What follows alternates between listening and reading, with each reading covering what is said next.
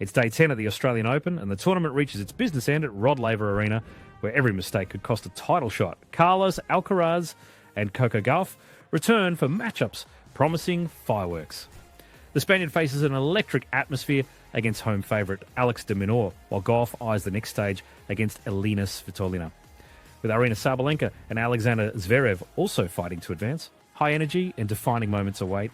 Let's get into it. The spotlight first turns to the women's quarterfinals. 18-year-old Eva Jovic, ranked 27 in the world, steps onto the court for the biggest match of her young career. On the other side of the net stands the world number one, 27-year-old Arena Sabalenka, as the two meet for the first time. Both players have reached the quarterfinals without dropping a set at this tournament. Eva Jovic made a statement in the third round by knocking out 7th seed Yasmin Paolini, then followed it up with a commanding fourth-round performance, an emphatic win over Yulia Putintseva, dropping just one game. Arena Sabalenka has been tested along the way, first coming through 2 tie-breaks against Anastasia Potapova in the third round, then edging past Mbuko in a tight second-set tie-break to move on. The first set gets underway with Arena Sabalenka serving the opening game, leading 15-love. Jovic ends the point with a two-handed backhand groundstroke winner. Eva Jovic turns to the serve, up 15-love, but Arena Sabalenka responds with a forehand groundstroke winner and takes the point. Arena Sabalenka leads 2-0 and 15-love, but Jovic finishes the point with a return winner. Continuing in the first set, Jovic serves, trailing 2-5 in games, but ahead 40-15 in the game, and both players converge at the net. Sabalenka finishes the rally with a volley winner. Sabalenka has set point on her serve, but Eva Jovic saves it with a forehand drive winner in response to Arena's shot, staying alive in the set. On her third set point, Arena Sabalenka steps in on serve and finishes the exchange with a two-handed backhand down the line winner. The set lasts 59 minutes, and Sabalenka takes it 6-3. Opening the second set, Jovic serves at 30-40, but Sabalenka cracks a groundstroke winner to secure the break. Jovic, trailing 2-0 and love 15, serves and approaches the net, but Sabalenka threads a passing shot to move ahead to advantage in the game. In the same game at 30-all, Arena Sabalenka steps forward and finishes the rally with a brilliant half-volley winner. Serving at 5-0 in the second set, Arena Sabalenka converts match point with an ace. She seals a 6-3, 6-0 win, with the second set lasting 27 minutes and the match 1 hour and 27 minutes. In her fourth Australian Open semi-final, she will face the winner of Gauff versus Elina Svitolina. The top seed finished the match with 83% of points won on her first serve, along with 31 winners, converting 4 of 9 break points. Despite the result, Arena Sabalenka shared her thoughts on what was a tough match for her. Yeah, these teenagers tested me in the last couple of rounds, but incredible player. It was a tough match. Don't look at the score. It wasn't easy at all. She played incredible tennis, pushed me to like one step better level, and I'm super happy with the win. It was a tough battle. Reaching her fourth semi-final in the last 4 years, including 2 titles, she reflected on why she plays so well at this tournament. That's obvious. It's all because of you guys. You bring...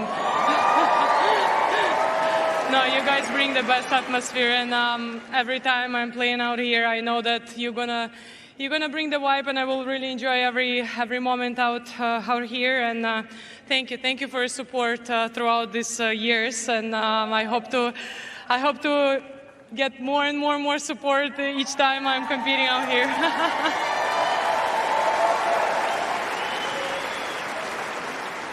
And we will see you in the semi-finals. Ladies and gentlemen, Arena Sabalenka. After hearing from Arena Sabalenka, we now turn our attention to the first men's quarterfinal. 20-year-old American learner Tien, ranked 29 in the world, steps onto the court for a major test at this stage of the tournament. Across the net will be the 28-year-old German Alexander Zverev, ranked 3rd in the world, with their head-to-head record tied at 1-1 so far. Zverev reached the quarterfinals with a straight sets win over Francisco Cerundolo 3-0, despite dropping 1 set in each of his first 3 rounds of the tournament. Learner Tien caused a mild upset in the previous round with a straight sets 3-0 victory over Medvedev, while his toughest test came in the opening round, where he needed 5 sets to get past Marcos Giron. In the first set, Alexander Zverev is serving, leading 40-15 and level at 2 all-in games. He seals the rally with a forehand ground stroke winner. Zverev took the first set 6-3, firing 3 aces in the process. Shifting to the second set tiebreak, Tien, with the score at 4-2 for Alexander, grabbed the point with a backhand volley winner at the net. With the set point in hand, learner Tien serves and finishes the exchange with a ground stroke winner. The second set lasts 64 minutes. Tien takes it 7-6, and he produces 16 winners in that set. Zverev serves at set point and finishes the rally with a forehand down the line winner. The set, which lasts 28 minutes, goes his way 6-1. We're in the first game of the fourth set. Learner Tien serves up 15-love in the opening game, approaches the net, and finishes the point with a crisp volley winner.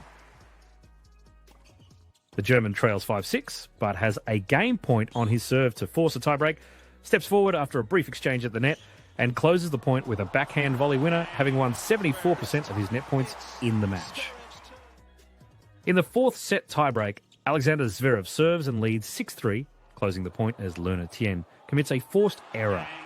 The set lasts 61 minutes.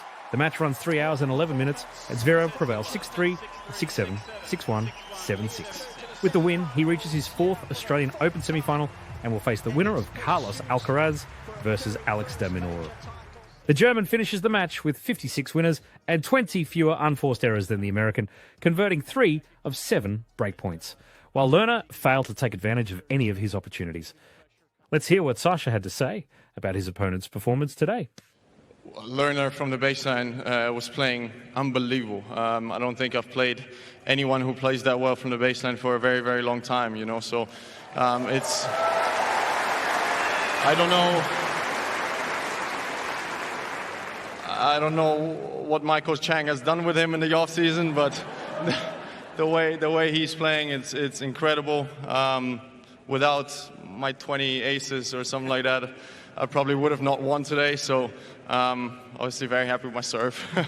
But yeah, just generally happy to be back in the semis. He then reflected on the adjustments in his game and his level of aggression, particularly on the breakpoint chances he created. Not only today, but generally, there was the work I've done in the off-season, get a little bit more in my game. You know, I think what makes the big difference between the best 2 players with Jannik and Carlos and the rest of everyone is the first shot after the serve. I mean, they're so aggressive. They don't let you kind of get into the rally. And, you know, that's something that I worked on a lot. I mean, I feel very short next to you. That's the first time in my life, by the way. I have to look up on an interview. No, where was I? Oh yeah, first ball. Yeah, basically play like you, just hit the ball as hard as I can. Yeah, yours actually go in. Thank you so much for all you're doing for the kids. We look forward to seeing you back here, out here in the semifinals. Ladies and gentlemen, Alex Zverev. We now move on to the second women's quarterfinal. 31-year-old Alina Svitolina, ranked 12 in the world, walks onto the court for this highly anticipated quarterfinal showdown at the Australian Open 2026. Coco Gauff, 21 years old and the world number 3, arrives at her bench looking to defend her record, holding a narrow 2-1 lead in their head-to-head series.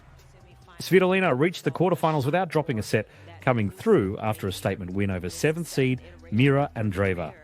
She has been in excellent form since the start of the year, highlighted by her title run in WTA Auckland. On the other side, Coco Gauff battled through a 3-set win over Karolina Muchova in the 4th round, after staging a comeback against her fellow American Hailey Baptiste in the 3rd round. Early in the first set, after breaking serve in the opening game, Svitolina serves with a 1-0 lead and advantage in the game. Following a series of baseline exchanges, she is forced into an error. In the opening set, the American committed 14 unforced errors, compared to 8 from the Ukrainian.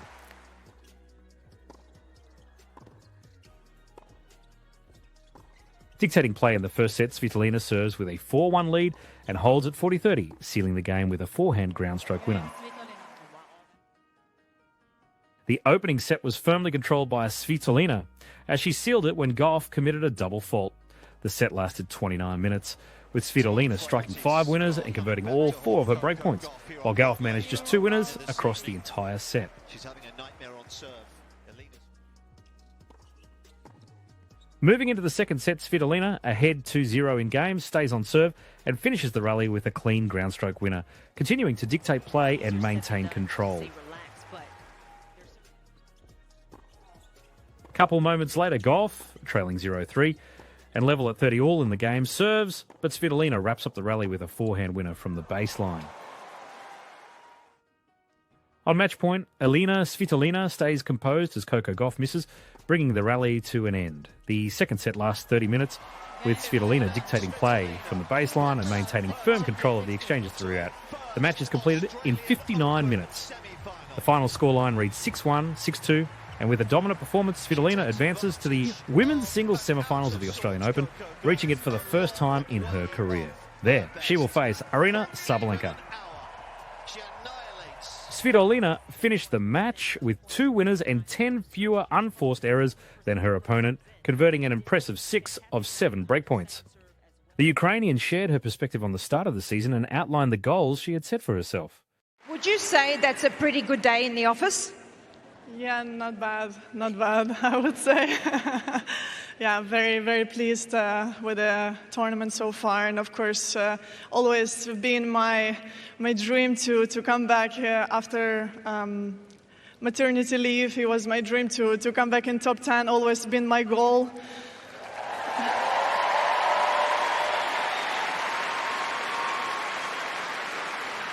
Yeah.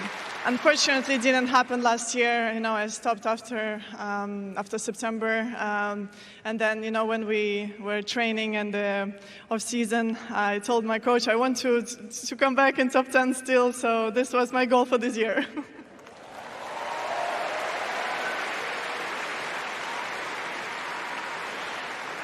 I'll let you go and enjoy this moment.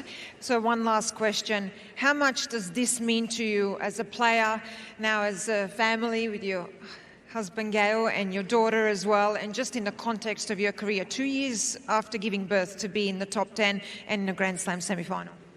Yeah, it means the world to me, and of course, I try to push myself. I try to give myself, this motivation to continue. And very pleased with the performance at this tournament in Australia. Overall, it's been a good trip for me, and really happy to go through for my semi-final.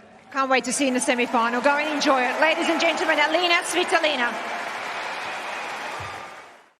To close out the day on Rod Laver Arena, Carlos Alcaraz, 22 years old and the world number 1, arrives in the Australian Open quarterfinals carrying a commanding 5-0 head-to-head advantage. Across the net stands Alex de Minaur, 26 and ranked 6th in the world, looking to turn the tide in front of the home crowd. The Spaniard reached the quarterfinals without dropping a set, matching his quarterfinal runs from the previous 2 years, highlighted by a previous round victory over Tommy Paul. Alex has also enjoyed an excellent tournament so far, fueled by the support of the home crowd, dropping just 1 set against Medjedovic in the second round. Early in the opening set, with the game at deuce on de Minaur's serve, Alcaraz moves forward and puts away a backhand volley winner. In the same game, de Minaur faces a breakpoint. Alcaraz steps inside the court, disguises his approach, moves forward, and delicately sends the ball over the net for a clean winner to secure the break.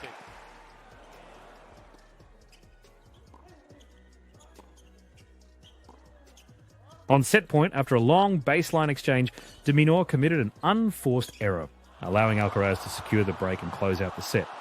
The opening set lasted 58 minutes. Alcaraz took the first set 7-5. Turning to the second set, Alcaraz, leading 4-2 in games, stays on serve and closes out the game with a backhand ground stroke winner, continuing in the same dominant rhythm. At the close of the second set, with Alex serving, Alcaraz forced the decisive break as the Australian committed an unforced error. The set lasted 44 minutes and ended 6-2. Now, in the third set, with de Minaur serving, trailing by a game, Alcaraz secures the point with a forehand winner. And if he doesn't land the down-the-line shot... Midway through the third set, Minaur, looking to work his way back into the match, stays on serve, moves forward, and finishes the point with an easy volley winner to hold. But Carlos makes sure there's no way back. In the third set, Alcaraz unleashes his fifth ace of the match to take the point. A clear sign he's in full command as the set is wrapped up in 33 minutes. He seals a 7-5, 6-2, 6-1 win in 2 hours and 15 minutes. Alcaraz moves on to the men's singles semi-finals to face Alexander Zverev. Carlos finished the match with 77% of points won on his first serve and 26 winners, creating 16 breakpoint opportunities and converting 7 of them. The top seed has continued to raise his level and improve his form as the tournament has progressed. Let's hear what he had to say about that.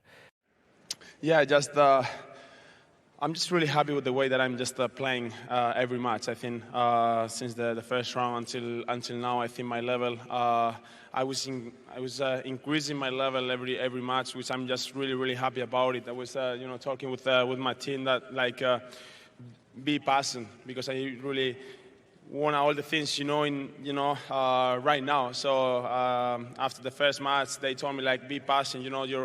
The level you want to play is gonna come for sure. And I think today I just feel really comfortable playing a great tennis, which I'm really proud about, and really happy to get into the semi-final. He then touched on just how tricky Alex can be to play against. Well, it's really difficult. I think. I started the match really well, hitting really well the ball. I think in just 2 games I made 7 winners or 8 winners. So it was a great level. But what Alex made is you are in a rush all the time. So you want to hit the ball as hard as you can, every ball, which is impossible against him. So I think from the 3-0 until the 4-3, 4-all, I just wanted everything in a rush, and I just took a moment, took a break. Mentally I was always there, and I was more patient since the 4-all until the end of the match, which was great for me. But playing against someone like Alex is always really difficult. You have to be really focused on every ball. You have to win the point almost 3-4 times almost. So it's that means how difficult it is to play against Alex. And to cap it off, a bit of fun for the crowd to celebrate his first Australian Open semi-final. Is that the last trick, or do you have any more? No, those ones is pretty easy. I think all the players know how to do it. Yeah. That's all my book. I think you peaked too soon, but you're playing awesome out there. Ladies and gentlemen, he can do it all. That wraps up a massive day at Rod Laver Arena. Carlos Alcaraz and Aryna Sabalenka proved their power. Alexander Zverev advanced and Alina Svitolina secured a huge victory. The first set of semi-finalists is booked, but the quarterfinal action isn't over yet. Tomorrow we find the missing pieces. Stay locked in.